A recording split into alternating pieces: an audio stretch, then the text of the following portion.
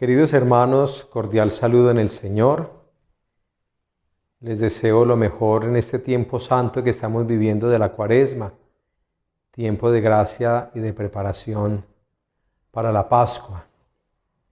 Y vamos avanzando en este itinerario de nuestra espiritualidad cuaresmal. Quiero hacer una breve síntesis de lo que han sido durante estos domingos los evangelios. En el primero recordemos el desierto, Jesús tentado en el desierto por Satanás. Y hablábamos de la espiritualidad cuaresmal como una ascética, una renuncia, una purificación de todo afecto desordenado y de aquellas situaciones que nos impiden amar a Dios de todo corazón. En el segundo domingo, la transfiguración, la figura de la montaña. Jesús que sube a la montaña alta y se transfigura. Hablábamos de la transfiguración como una manera teofánica, o sea, una manifestación de Dios, de mostrar a los apóstoles lo que es la gloria del cielo, la vida en Dios, la posesión de la eterna gloria. Escuchábamos en el domingo anterior la expulsión de los mercaderes del templo. Entonces el templo como figura de la presencia de Dios, y de manera especial subrayábamos cómo el templo que Dios más quiere es el templo de cada persona, cada uno como una presencia suya en la historia. Nos adentramos así en el cuarto domingo, que tiene una característica, el domingo de la alegría. El sacerdote usa en esta dominica el ornamento de color rosado. Digamos que es como en medio de la austeridad cuaresmal, con el uso del color morado, una flor, un signo, un detalle, algo especial que digamos como en un ramillete morado, algo blanco o rosado que pone una distinción, signo de alegría, como indicándonos que la Cuaresma, todo ese proceso de fe, ese proceso de crecimiento en la espiritualidad, no es una renuncia amargada del pecado, sino un trabajo alegre de búsqueda de la santidad cristiana, de la santidad que nos dio el sacramento del bautismo. Por eso dispongámonos para vivir este cuarto domingo del tiempo de la Cuaresma de la mejor manera y con la mejor disposición. Entonces leemos el texto que corresponde a este domingo. Buscamos el Evangelio de San Juan, capítulo 3, versículos 14 al 21. Es ese bello diálogo de Jesús y Nicodemo. Juan 3, 14 al 21. En aquel tiempo dijo Jesús a Nicodemo: lo mismo que Moisés elevó la serpiente en el desierto, así tiene que ser elevado el Hijo del Hombre, para que todo el que cree en él tenga vida eterna. Tanto amó Dios al mundo que entregó a su Hijo único, para que no perezca ninguno de los que creen en él, sino que tengan vida eterna. Porque Dios no mandó su Hijo al mundo para juzgar al mundo, sino para que el mundo se salve por él. El que cree en él no será juzgado. El que no cree ya está juzgado, porque no ha creído en el nombre del Hijo único de Dios. El juicio consiste en esto: que la luz vino al mundo, y los hombres prefirieron la tiniebla a la luz, porque sus obras eran malas. Pues todo el que obra perversamente detesta la luz, y no se acerca a la luz para no verse acusado por sus obras. En cambio, el que realiza la verdad se acerca a la luz para que vea que sus obras están hechas según Dios. Palabra del Señor. Gloria a ti, Señor Jesús. Juan 3, 14 al 21. Qué importante es darnos cuenta de un detalle que está sugerido en la primera lectura de este domingo, tomada del segundo libro de las Crónicas. Y es sencillamente la capacidad de la obediencia.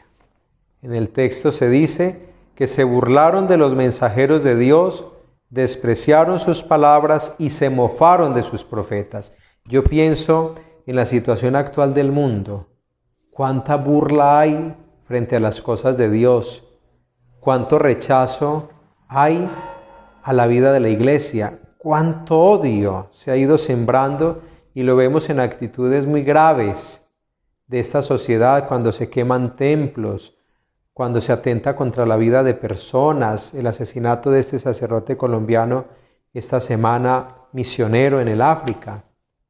Es decir, uno ve que como que al mundo le fastidia, le incomoda que Dios hable a través de la evangelización, a través de la predicación de la iglesia. ¿Por qué? Entonces yo hago esta reflexión muy personal, porque es que cuando se nos predica la verdad que viene de Dios y es estable y duradera, esa verdad nos denuncia a nosotros el pecado, la maldad, las obras de muerte, los fermentos de la corrupción. Y es lo que está diciendo el texto del Evangelio. Todo el que detesta la luz no se acerca a ella. ¿Para qué? Pues para que la luz no ilumine sus obras de muerte. Esa es una realidad grave y nosotros tenemos que estar muy atentos, porque este es un mundo que cada vez descristianizándose y desacralizándose más, buscará la manera de arrinconar la fe. Es una sociedad que está prescindiendo de Dios, de los mandamientos, del magisterio de la iglesia, pero es cuando más la fuerza del Evangelio tiene que aparecer en el testimonio de nosotros los creyentes.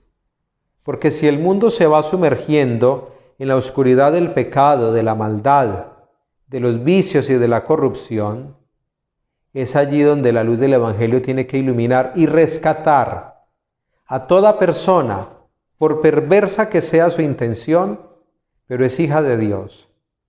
A eso vino Cristo al mundo, para ser la luz del mundo. Y miren ustedes la bella expresión en ese diálogo con Nicodemo. Tanto amó Dios al mundo que entregó a su Hijo único, para que no perezca ninguno de los que creen en Él, sino que tengan vida eterna. Tengan vida eterna. Y esa es la vida que el mundo está buscando, pero la eternidad la quiere buscar el mundo en este mundo. Entonces, el miedo a la muerte, a la enfermedad, cómo dilatar la existencia, cómo hacer de este mundo un reino, decía yo alguna vez. Y resulta que la vida eterna es conocer a Cristo, vivir esta temporalidad a fondo y proyectarnos con alegría hacia la salvación, hacia el cielo. El mundo en el Evangelio de San Juan tiene una connotación, es lo opuesto a Dios, es lo oscuro, es donde no se quiere que reine el Evangelio.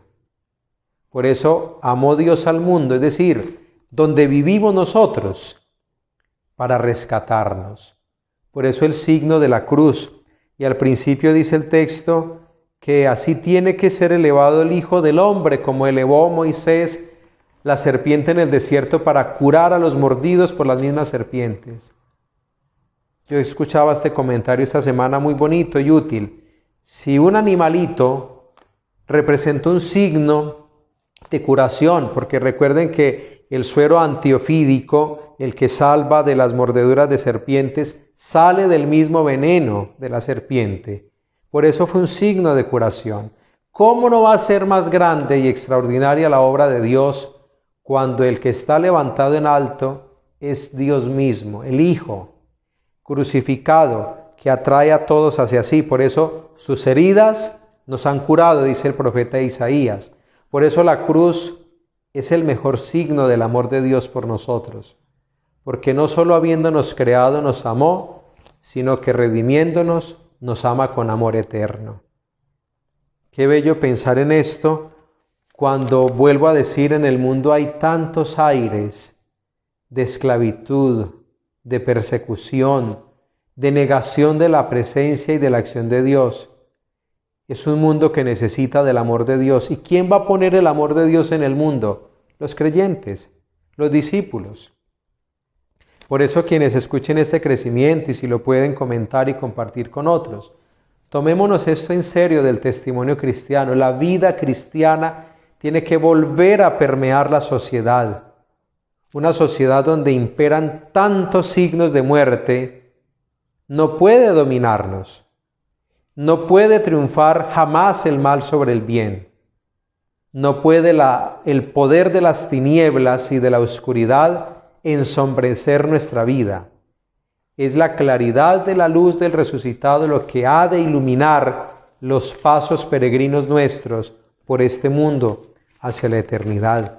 En la segunda lectura del domingo, que es de la carta a los Efesios, se nos está diciendo que estando nosotros muertos por el pecado, Dios rico en misericordia nos ha hecho vivir con Cristo.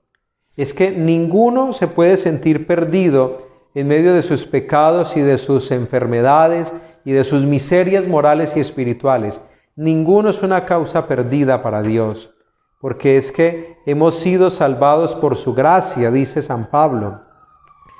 En Cristo y en la cruz encontramos nosotros el contraste entre la vida y la muerte, entre la gracia y el pecado. Es decir, allí triunfa el poder de Dios en la humildad contra el poder soberbio del demonio y del mundo. Un detalle que aparece en el texto del Salmo responsorial, que es el Salmo 136. Que se me pegue la lengua al paladar si no me acuerdo de ti, si no pongo a Jerusalén en la cumbre de mis alegrías. Es decir, cuando uno se olvida de Dios, sufre más. En la vida hay sufrimientos. Todos tenemos pruebas, preocupaciones, situaciones que nos ponen en el límite, la enfermedad de un pariente, una situación económica difícil, una infidelidad en el hogar, crisis en la vida matrimonial, sacerdotal, tantas cosas. Pero olvidándonos de Dios, esos sufrimientos son peores. Es una cruz muy compleja para llevar. La cruz se lleva con alegría y la alegría está en el pensamiento fijo siempre en Jesucristo el Señor. Jerusalén es signo de Dios entre nosotros, la ciudad santa. Es la cumbre de nuestras alegrías, es decir, es el signo de que en Dios todo es posible. Sin Dios, la vida se vuelve compleja, se vuelve un enredo de cosas, de situaciones. Lo diríamos coloquialmente, es meterse en berenjenales muy complicados para salir de allí. Que Dios nos ayude, queridos hermanos, y que nos permita a través de la escucha de la palabra entender claramente, y sobre todo ustedes y yo mismo que hemos hecho el retiro de Emaús y que hacemos este crecimiento. El mundo nos necesita como testigos creíbles de su presencia, de la presencia de Dios, testigos del Evangelio. El mundo está cansado de oír discursos, propuestas. Cuánta mentira hay en tantos anuncios, en tantas doctrinas, tantas falsas ofertas de felicidad, de curación, de tantos milagros. La realidad de la fe esclarece el misterio del hombre y la fe es proclamada de manera seria, discipular, profunda, clara y creíble por la Iglesia. Los invito para que nos dispongamos a vivir durante estos días esta preparación a la solemnidad de San José. Y los invito para que el 19 de marzo nos unamos a las 6:30 de la tarde en la Eucaristía aquí en la Catedral, por los esposos, por las familias, en este año dedicado por voluntad del Santo Padre el Papa Francisco a San José, patrono de la Iglesia Universal. El Señor les bendiga a todos en el nombre del Padre, y del Hijo, y del Espíritu Santo. Amén. Feliz noche.